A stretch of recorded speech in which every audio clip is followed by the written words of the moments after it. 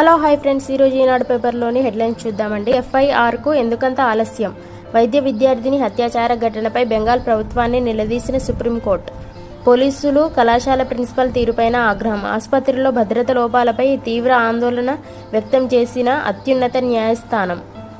జ్వరాలతో విలవిల భారీగా పెరుగుతున్న డెంగ్యూ కేసులు. హైదరాబాద్ చుట్టుపక్కలే అత్యధికం. అమెరికాకు చోదక శక్తి మనోళ్లే. ఆ దేశ ఆర్థిక అభివృద్ధిలో భారతీయ అమెరికన్ల గణనీయ పాత్ర.